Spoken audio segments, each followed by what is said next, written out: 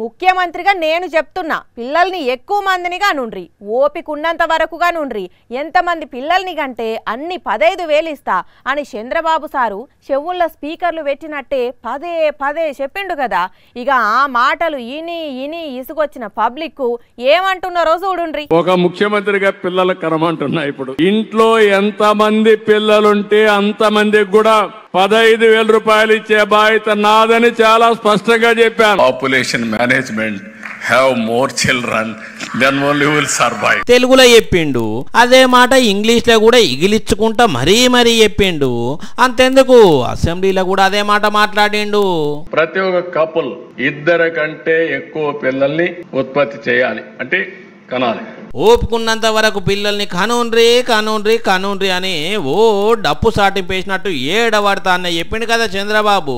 ఇక దీని మీద పబ్లిక్ ఏమనుకుంటుండ్రో ఒక్కసారి వినుండ్రి. ఒక ముఖ్యమంత్రిగా పిల్లల కరమంటున్నా ఇప్పుడు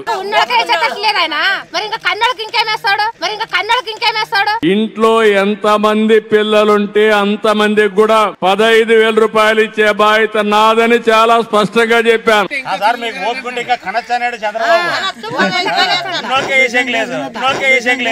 నీకు 15,000 నీకు 15,000 నీకు 18,000 అని రూపాయి రేఖలు చేసి పెట్టాడు. ఇది పరిస్థితి.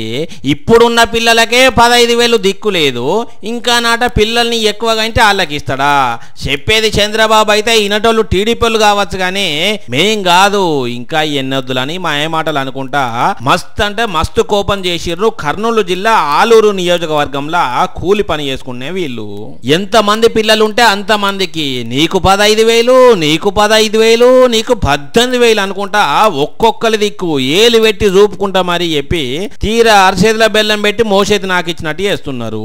ఇప్పుడు అంతకు ముందు వచ్చేది లేదు, వీళ్ళు ఇస్తానన్నది లేదు, ఇంకా పుట్టబోయేటోళ్ళకి ఇస్తారట వీళ్ళు. అంతా ఏతల ఎంకటి శాస్త్రం ఉన్నట్టున్నది కదా.